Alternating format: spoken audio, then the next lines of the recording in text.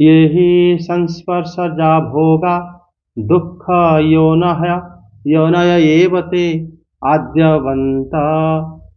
आद्यन्तवन्तः कौन्तेय न तेषु रमते बुधः।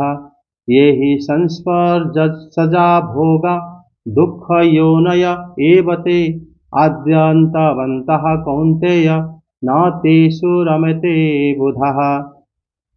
शक्नोति हैव यः सोढुं पाक् शरीर विमोक्षणात् काम क्रोधोद्भवं वेग स युक्तः स सुखी नरः। अनुवाद।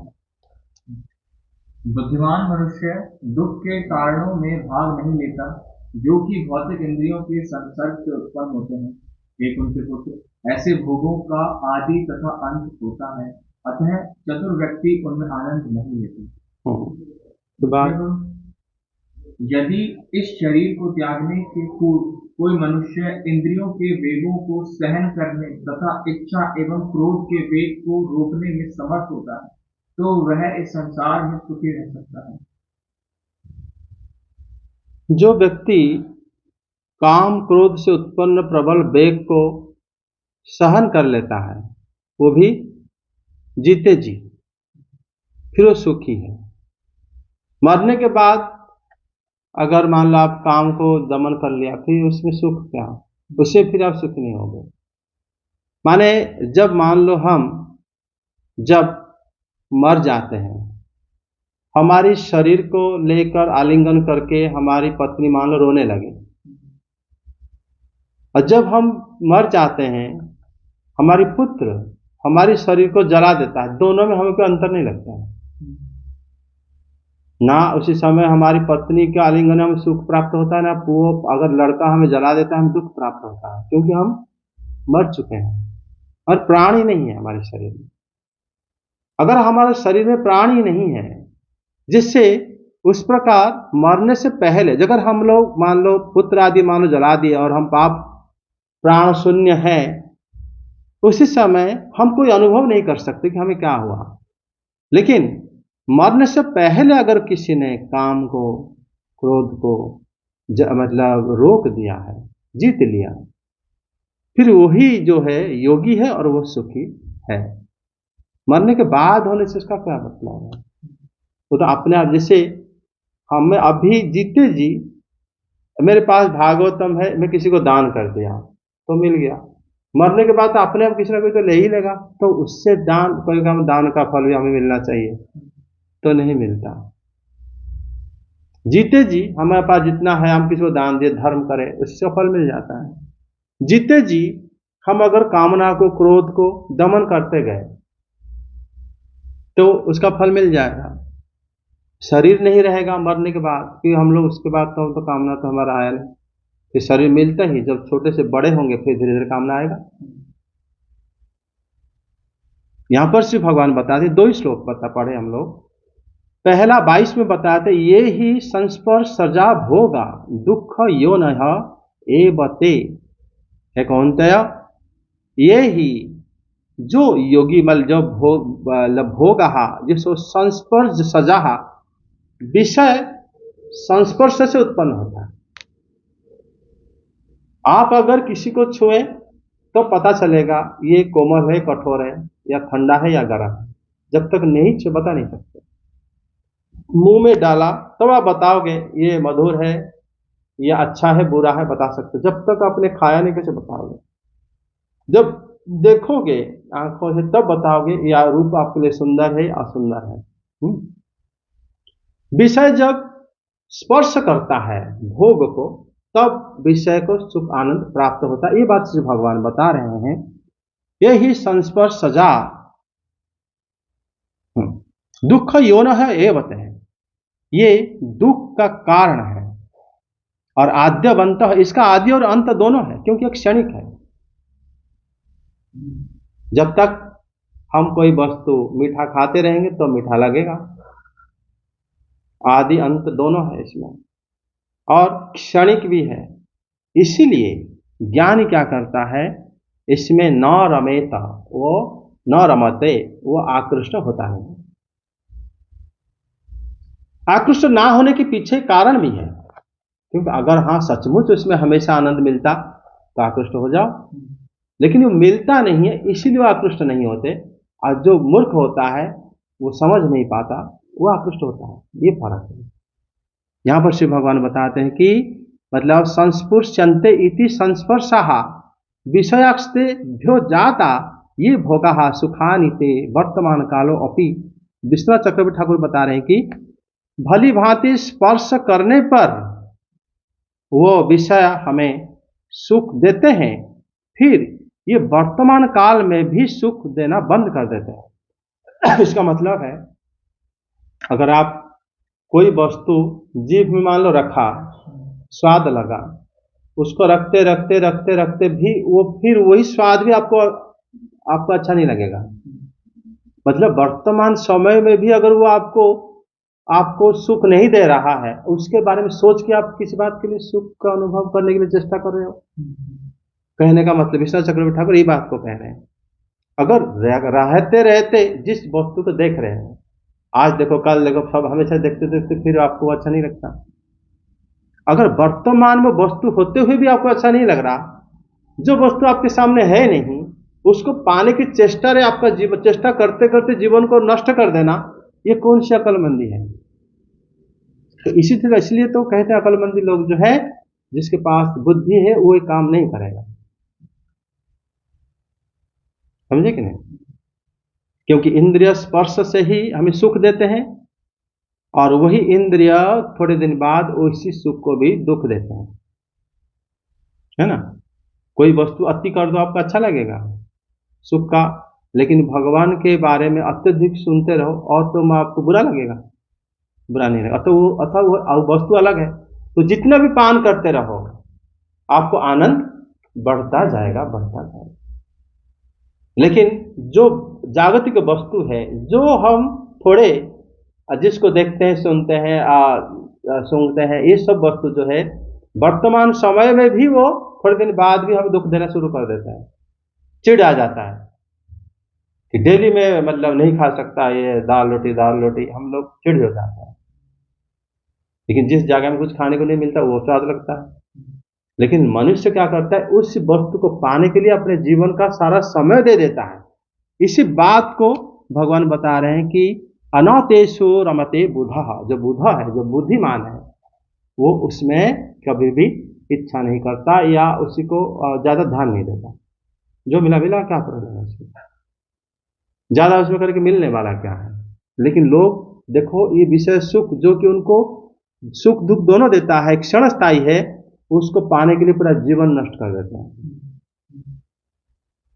ये बात है। तभी श्री भगवान बताते हैं 23 श्लोक में, शक्नोति हैव यह सोढ़ुं प्राक् शरीर विमोक्षणात्। उसमें ये बताते हैं कि जो मनुष्य इस श्लोक में यह जो मनुष्य शरीर विमोक्षणात्, शरीर के नाश होने से पहले, शरीर नष्ट होने से पहले, पाक एव काम क्रोधोद्भवम वेगम सोढ़ुं, काम क्रोध और वेग को आप अगर शरीर नष्ट होने से पहले, नष्ट कभी भी हो सकता है, आप इसका अर्थ आज नहीं हो पाएगा मैं काम करूंगा कल से करता हूं, मतलब आप कोशिश कर रहे हो, आज तो मैंने काम जीत नहीं पाया, आज तो मैंने लोभ नहीं जीत पाया, कोशिश करता हूं कल इस आगे से नहीं करूंगा। ऐसे हम कोशिश जो करते हैं, करते मरने से पहले तक अगर आपने त्याग दिया, ठीक है मैं आज से ना कुछ नहीं, छोड़ रहा हूं सब कुछ, तब भी आप योगी हो, तब भी आप शांति को प्राप्त हो जाओगे। लेकिन जो जीते जी मरने से पहले जो इसको सहन नहीं कर पाया वो नरक जाता है। तभी श्रीधर स्वामीपाद ने बताए थे कि मरने से पहले ये सब होना चाहिए। मरने के बाद अगर हमें कोई दंड देता है, मतलब हमारे बेटा हमें जला दिया, कोई हमें मान लो बहुत प्रकार की माला से सजा दिया, कोई मान लो बहुत बड़े प्रोसेसन निकाल दिया, धूप अगरबत्ती, तो क्या मतलब क्या पता चलेगा हम क्या करें। जीते जी तो हम कुछ नहीं कर पाए। जीते जी अगर हम काम क्रोध को जीते तब जाके हम सुखी पाते हैं। मरने के बाद अगर हमारे पीछे कोई कुछ कर रहा है, उससे क्या सुख हमें मिलेगा। है ना। हम तो सिर्फ पिंडदान आदि क्रिया में हमें अवधि मिलेगा कि खाना पीना आपका जो है मिल जाएगा, लेकिन दंड से हम तो मुक्त नहीं मिलता जब तक हमारा अपना मन चेतना शुद्ध नहीं हुआ है। हमको अच्छा जन्म तो मिलेगा ही नहीं। और पुत्र वगैरह जो दान धर्म करते हैं वो हम कहीं लोग भी रहते हैं, हमें उसको जल के रूप में, पानी खाने के रूप में मिल जाता है। उससे क्या फर्क पड़ेगा?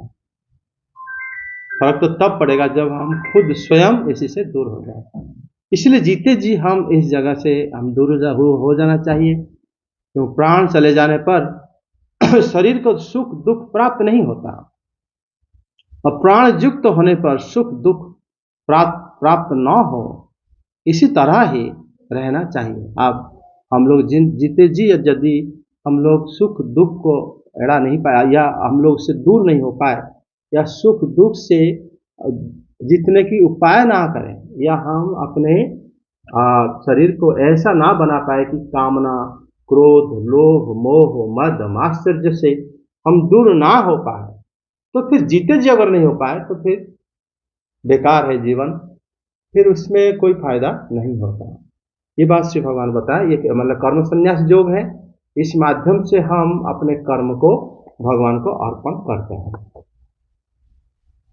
ये 23 श्लोक में बताया गया है कि काम क्रोध को त्याग देने से सुख मिलता है, लेकिन सर जब हमें काम और क्रोध आता है तो उसे रोकना तो बहुत दुखदायी जाता है। तो सर उसे रोकने से सुख कैसे आएगा? ये तो कभी फील ही नहीं हो। हमेशा ऐसा लगता है कि यार क्रोध कर देना चाहिए। क्रोध करने से सुख क्या मिलेगा? मतलब कभी भी सोचना कि अरे यार मतलब इस टाइम मेरे को ये कहना चाहिए था, वो कहना चाहिए था, कहा नहीं, सुख कहाँ मिला? सुख तो मिला है, उसी बारे में आप क्या बोलना चाहते हो, बोलो। लेकिन फिर ये भी सोचते हैं अच्छा नहीं था, परेशानी होती हमें ही सर वो हर किसी को नहीं होता। तो मैं कुछ गिने चुने लोगों में से आता हूँ जिसे गुस्सा करने के बाद बुरा लगता है, बाकी लोगों को तो मजा आता है, और देखो तो हमें भी लगता है कि यार गुस्सा कर देना चाहिए था। किसको गुस्सा करना चाहिए था? मतलब जैसे किसी से झगड़ा हो गया, किसी ने कुछ बोल दिया हमें, तो उस टाइम हम नहीं बोल पाए, लेकिन बाद में हमें इतना अपमानित महसूस हो रहा है, हम दिन रात उसी के बारे में सोचते जा रहे हैं। क्यों? ऐसा हुआ था मेरे साथ। होता है, मेरे साथ भी होता है। ये गुस्सा कभी कर देता है तो फिर अंदर फील मतलब गुस्सा करने के बाद तो दुख होता ही है, लेकिन गुस्सा नहीं करने के बाद भी दुखी हो रहा है। सर मेरे को तो बाद में याद आता है कि हाँ गुस्सा करना चाहिए था, ये वाला पॉइंट बोलना चाहिए था। तो सर ये सुख जो है इस श्लोक में के ट्रांसलेशन सही है कि काम और क्रोध को रोकने से सुख मिलेगा? रोकने नहीं, उसको बताते हैं कि वो सहन कर लेना चाहिए। समर्थ तब फिर वो नरः युक्त योगी है वो, और साह सुखी, वो सुखी है। सुख का परिभाषा वही है, जब हम काम को क्रोध को सहन करेंगे तब फिर हमें सुख को प्राप्ति होता है। सुख किसको तुम कहते हो? सर ये सबसे बड़ी बात ये है, हम सुख को पहचान नहीं है और हम कहते हैं हम सुख नहीं, हमें तो बोलना चाहिए था। पता चले जैसे मान लो हमें जैसे खुजली का बीमारी है और हम खुजा रहे हैं, खुजाते समय सुख मिलता है, खुजाने के बाद दुख मिलता है, क्योंकि घाव बढ़ जाता है। जब खुजाने की समय उपस्थित होता है, अगर कोई सह जाता है तो थोड़ी देर बाद फिर क्या करता है ना, फिर खुजाना आता नहीं है और वो सुखी है। तो इसमें से डिपेंड करता है आप सुख किसका मानते हो। सुख अगर आप किसी को बोलने पे आपको लगता है सुख मिला है, ये तो मूर्खता है। आप क्या सुख मिला उसमें? वो तो उसी, अगर वो समर्थ है वो आपको और दो करके जवाब देगा। अगर वो समर्थ है उसमें प्रतिशोध की ज्वाला बढ़ सकता है, उसमें किस बात का सुख मिला आपको? बताओ।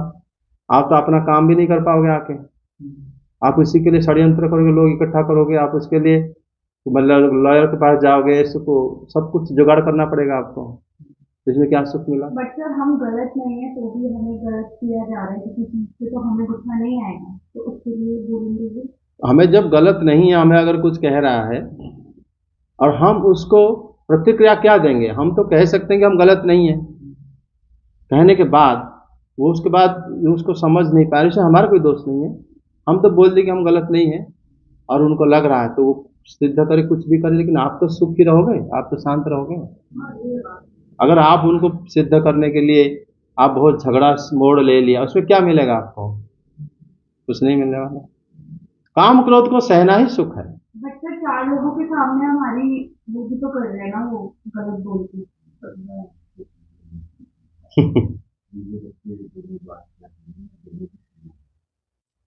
इसके ऊपर मैंने भी कुछ सुनी। कर्म फल का सिद्धांत बताते हैं तो तुम कहीं जा रहे हो, रास्ते में तुम्हारा कोई कसूर नहीं, तुम जा रहे हो, कोई आया तुमसे, तुम्हारा टकरा गया और तुम्हारा कोई कसूर नहीं, और फिर भी उल्टा वही आपको उल्टा पुल्टा बोल रहा है, और बल्कि दो पड़ मार दिए, ठीक से नहीं चलता, जब दिखाई नहीं देता। तो संतों ने ये कहा है कि तुम उसे नहीं करो, क्यों सहन कर लो, ये सोचो कि इसने मुझे थप्पड़ नहीं मारा, इसने मुझे गाली नहीं दी, मेरा ही कोई कर्म है जो इसके माध्यम से मुझे दंडित कर रहा है। तो ये तो निमित्त मात्र है। ये सोचो कि मेरा कोई शुभ अशुभ कर्म था, उसके फल के रूप में इसने मुझे दंड दिए, तो उसे सहन कर लो। उसे दोषी मत ठहराओ कि इसने मुझे भला कहा, इसने मुझे मारा, मेरा तो कोई कसूर ही नहीं था, मैं तो सीधा जा रहा था, ये इधर से आया टकराया, ये है, मेरी गलती नहीं है। तो संत ये बोलते हैं कि उसको सह लो, ये सोचो मेरा ही कोई कर्म है जो इसके सिर पे बैठ के इसके माध्यम से मुझे दंडित कर रहा है। लेकिन इसमें प्रश्न में ये आता है, अगर ऐसे हम करेंगे, सपोज मान लो सड़क में मान लो किसी ने हमारी पर आके धक्का दिया, हमें मारा भी, हाँ, और हम सह गए, सहने से सुख मिलता है, लेकिन ये आप हमारा कर्तव्य नहीं हुआ। हम जरूर उनको तो कहेंगे मैंने कुछ करा नहीं था भाई, वो कहेंगे नहीं तुम करा था, मारा। तुम उस समय जो निश्चित रूप से ट्रैफिक पुलिस हो, पुलिस को कंप्लेन करना जरूरी होता है, और अन्यथा क्या होगा, हम अपने कर्तव्य के अवहेलना के स्वरूप भी दंडित होंगे। सर क्या आप ये तो आपने फंसा दिया था। नहीं, अगर आप कर्तव्य नहीं करोगे उसमें भी दंडित हो जाओगे आप। जैसे मान लो आप देखो पुराणों में सिर्फ इसी बातों पे भी तो आप कहोगे कि ये युधिष्ठिर महाराज सहन क्यों नहीं करे, युद्ध क्यों करे। फिर अर्जुन जी तो वही कह रहे थे कि मैं सहन कर, जैसे गीता को हम पढ़ रहे हैं उसमें तो भगवान ने बोले थे, नहीं ये बोला कि मैं सह जाऊंगा, मैं तो भीख मांग के रह जाऊंगा, मुझे तो राज्य की आवश्यकता ही नहीं है। फिर युद्ध करना पड़ता है, हमारा जो स्टैंड है वो तो करना पड़ता है, अन्यथा मनुष्य जीवन का अर्थ ही नहीं रहेगा। लेकिन ये जो शिव भगवान जो बोले हैं कि काम और क्रोध, काम क्रोध एक्चुअली तो पूर्व श्लोक में बताए थे इंद्रिय जन्य होता है, ये आत्मजन्य नहीं होता, आपकी सेंस से ही आया है। जैसे आपने जो देखा, जो सुना, जो समझा, ये उसी हिसाब से आपने ये क्रोध या काम आ गया है, और उसी को सहन कर जाना चाहिए। उसके पिटाई को आप सहन करो, कोई बात नहीं, लेकिन उसमें गलत उन्होंने करा है उसको तो आपको कंडन करना पड़ेगा। लेकिन सर पहले इसका तो बता पड़ा था सर, क्या नहीं करनी चाहिए। कहाँ पे पहले सर क्या पढ़ा था, बताओ, कोई इंस्टांस से बताओ। सर धर्मबैल जी ने जब बोला था कि बताओ, धर्मबैल ने जब परीक्षित महाराज प्रश्न करे कि आपको किसने मारा, तो इन्होंने बोला कि मैं कैसे उत्तर दूं, मुझे किसने मारा। बोले आपके सामने तो उन्होंने मारा, जैसे अभी प्रभु जी कह रहे थे कि बोले इन्होंने मेरे सामने इसको मारा, मुझे मारा, इसको अगर मैं कहूं कि ये मुझे मारा, वास्तव में हो सकता है ये मेरा कर्म की फल मुझे आज मिल रहा हो, दंड मुझे मिल रहा हो, मैं कैसे कहूं कि इन्होंने ये दोषी है, कैसे को हो सकता है मेरे ग्रह दशा खराब हो, आज इन्होंने मारा। हाँ, 4 कारण उन्होंने बताए थे, तो कैसे मैं बताऊं कि ये दोषी है या दोषी नहीं है, उन्होंने बताया ना।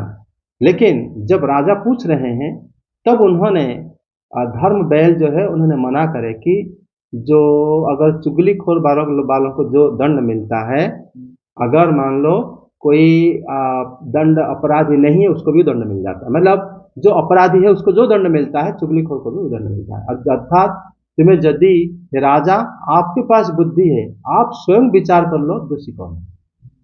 इसका मतलब उन्होंने स्टैंड तो लिया अपना। कैसे कहोगे वो तो भागे नहीं वहां से, लेकिन मैं कुछ नहीं कहूंगा, नहीं बोले कि आप विचार कर लो।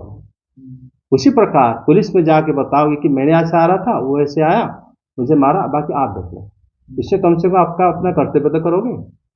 आप अगर बिल्कुल हट जाओगे तो दुनिया में अराजकता नहीं फैलेगा, फिर हमें अपना कर्तव्य करना तो पड़ेगा। उसका भी दोष हमें मिलेगा, भाई तुम वहीं पर थे, तुम्हें जब ये बंदा तुम्हें धक्का लगा के आया दूसरी जगह में लोगों के ऊपर चढ़ गया, तुम अगर पहले पुलिस कंप्लेन कर रहे थे कम से ये लोग बंदा तो रुकता। तो हम अपना कर्तव्य को तो पूर्ण करना पड़ता है। जय जगन्नाथ। इसमें काम क्रोध को रोकने में जो सुख है, ये सुख एक्चुअली में सर प्रतीक कैसा होगा तो मैं बता सकता हूँ? जीव को मतलब अंदर से सेटिस्फेक्शन लगता है कि मैंने अच्छा काम करा है, तो उससे क्या होना, उसका दोबारा कामना और क्रोध और प्रशमित हो जाएगा, दम थम जाएगा, क्रोध नहीं बढ़े। आप देखो, अगर एक बंदा को आपने मान लो मारा, गलती से आपने मारा, दंड दिया, वो अगर कुछ नहीं कहा या प्रतिरोध करा, तो दोनों केस में देखो आपके अंदर क्रोध जो भाव बढ़ता जाएगा, ठीक है ना। अगर आपने मान लो एक बार सह लिया और अपना आवाज उठाया कि ये तो ठीक नहीं है, मैं पापा को बोल देता हूँ, आपने जो करा है पापा को बोल दिया या अपने हायर अथॉरिटी को बोल दिया, फिर भी आप शांत रहे, फिर उन्होंने आपको सताया, जो भी हो वो देख लेंगे, लेकिन आप अपने मन से कभी भी अशांत नहीं होगे, अशांतपन आएगा नहीं। जैसे पांडव लोग को बार बार सताया गया था, उनको जानबूझ के सताया गया था, जैसे लाक्षागृह जलाने की, मारने की साजिश, जो पता भी चल गया कि उन्होंने करे थे। देवी द्रौपदी की चीरहरण भरी सभा में हो गई। ये सब जो जानबूझ के कराया गया था, उसके तो उनका अपराध का क्षमण नहीं था।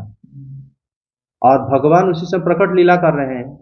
श्री कृष्ण को जब सब पता है और अर्जुन देव उनके सामने सारे बातों को रखे थे, तब तो बोले कि आप इस प्रतिशोध जो है, इनका दंड तो मरने के बाद उन लोगों को मिल जाएगा, लेकिन आप अपने राज्य लेके क्षत्रिय धर्म के पालन करो। लेकिन फिर भी वो मना करे, तब युद्ध शुरू हुआ था।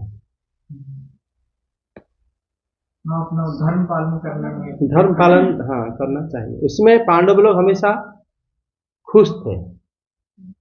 पांडव लोगों ने इतना कोई सहन है, कोई सहन है। क्रोध के ऊपर आपने समझाया अपना जो ड्यूटी है वो तो परफॉर्म करनी ही चाहिए, लेकिन ये जो काम है इसको कैसे डिफाइन करें? काम के माने हाँ सर, काम को डिफाइन कैसे करें? काम हो गया इच्छा से ही जात होता है।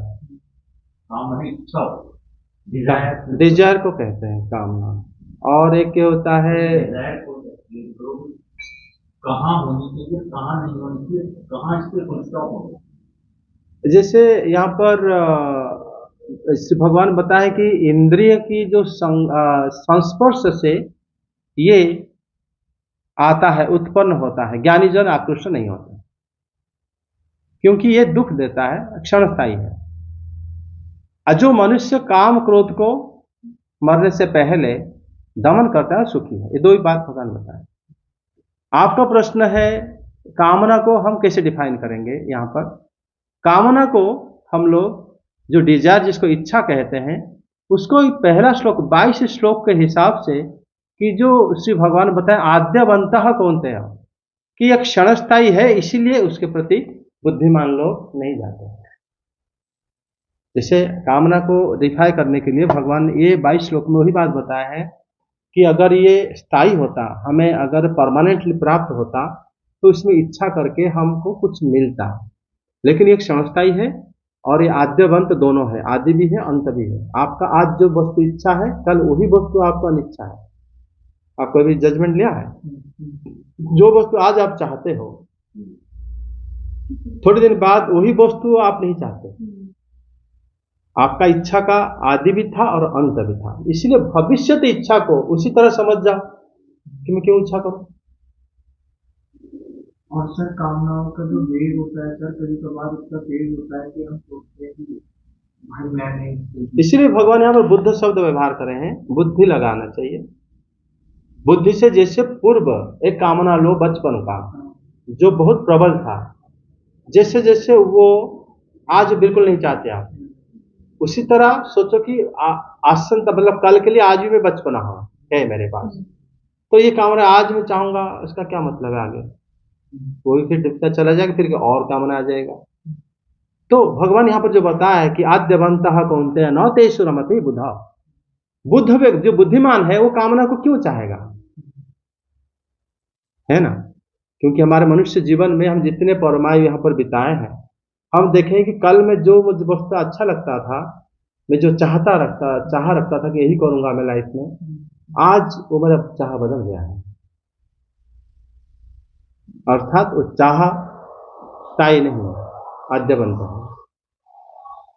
आज जो मैं चाहता हूं सोच समझ के, क्या पता वो चाह कल के लिए ये भी मतलब बचपना हो जाएगा और ये भी चला जाएगा, इसलिए चाह ही रखना ही कोई बात नहीं है। सर जैसे मेरे को मतलब गुस्सा ज्यादा आता है, बट फिर बात ये भी है ना कि उस पॉइंट पर जब गुस्सा आता है तो हम चीजों में क्लासिफाई नहीं कर सकते हैं हमारे लिए क्या सही है और क्या गलत उसी है। समय उसी समय गुरुजन जिन जो हितैषी हैं, जो आपको अच्छा चाहते हैं, अच्छा वो चाहता है जो बिना कारण से आपसे जुड़ा है, बिना कारण से जो मतलब हरि भक्त जो होते हैं वो आपके साथ आप उनका संबंध कोई कारण नहीं होता, वो दया करके संबंध रखते हैं, तो फिर वो संबंध में हमें सही रास्ता मिल जाता है। समझे कि नहीं? गुरुजन वो होते हैं जो हमें बिना स्वार्थ के वो हमारे भलाई चाहते हैं, तो गुरुजन होते हैं। और दूसरे जैसे माँ बाप भी होते हैं, वो भी तो उनका स्वार्थ कुछ नहीं होता, लेकिन बच्चा का भलाई चाहते हैं, लेकिन चाहते हैं भौतिक भलाई चाहते हैं। लेकिन आध्यात्मिक गुरु जो होते हैं वो चाहते हैं कि इसका भलाई हो, अगर वो भटक जाता है, जब वो रास्ते में आता है तुरंत उसको भलाई चाहते हैं हमेशा, और उनसे परामर्श लेना, इसी रास्ते में आपको सही मायने में लाभ मिलेगा। सत्संग, हमेशा भगवद गीता भागवतम को मनन करना, सोचना, फिर इस तरह संग करते आप कामना से क्रोध से उबर पाओगे। ठीक है, जय जगन्नाथ। मैंने समझा ये कामना काम है, तो कामना है, ये कामनाएं जो है मैंने इसको अपना जीवन से सुन के थोड़ा बहुत मैंने ये समझा कि वास्तव में कामनाएं जो है ना वही प्रॉब्लम का सबसे बड़ा कारण है। हाँ, अगर हम कामनाओं को एक जगह आकर रोक देते हैं तो हम ठीक रहते हैं, लेकिन इसका तो अंत नहीं, उसका अंत नहीं। आज ये चाहिए, कल वो चाहिए, कल वो चाहिए, परसों वो चाहिए, ये सिलसिला अभी रुकता नहीं, उसी में आदमी परेशान है। और यही कारण है, तो इसको तो हमें कंटेन करना होगा। और मैं समझता ये तो भगवान के नाम लेते रहना, भागवतम सुनते रहना, मनन करते रहना, ऋषि मुनियों की बातें सुनोगे तो वो कैसे सब कुछ छोड़ के आराम से रहते थे, और उसी तरह फिर वो आदर्श हमारे अंदर आ जाता है, क्योंकि ये कथा सब हमारी धरती की कथा है। अच्छे जो नए संतों ने कुछ लोगों ने क्वेश्चन दिया, तो सर इसको कैसे कंट्रोल करें महाराज जी, इसको कैसे कंट्रोल? उन्होंने यही बोला कि प्रभु के नाम से ये जो है ना इसको ब्रेक लगेगा प्रभु के नाम संकीर्तन माध्यम से हमें सब चीजों का समाधान मिल जाता है। फिर तुम्हारी जो कामनाएं है वो एक लेवल पे आके रुक जाती है, नहीं बढ़ती, तो वो नाम से ही बोला है। तो प्रभु के नाम में ही वो शक्ति है जो आपको बैलेंस दे पाएगा, तो अनबैलेंस ही। और संतों से समागम करके जब चर्चा करोगे तो फिर ये बात धीरे धीरे हमारे हृदय से दूर होता है। अगर हम चर्चा करते हैं खुल के तो फिर दूर हो जाता है ना। और जब फिर हरिनाम लेते हैं, हरिनाम लेके सत्संग करते रहेंगे तो निश्चित रूप से हो जाएगा। जय हरिहराय नमः, कृष्ण यादवाय नमः, यादवाय माधवाय केशवाय नमः। हरिहराय नमः, कृष्ण यादवाय नमः, यादवाय माधवाय केशवाय नमः। गोपाल गोविंद राम श्री मधुसूदन, गोपाल गोविंद राम श्री मधुसूदन।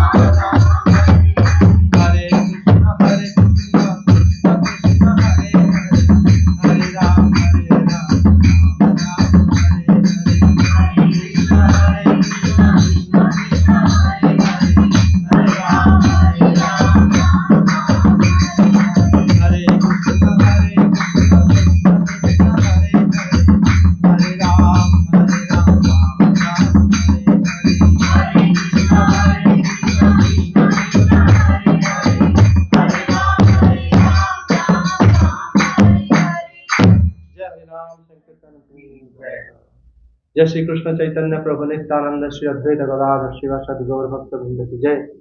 श्री बलदेव जय श्री सुभद्रा श्री जगन्नाथ श्री दर्शन देव की जय। पुरुषोत्तम धाम की जय। श्री वृंदावन धाम की जय। जय जय श्री राधे श्याम।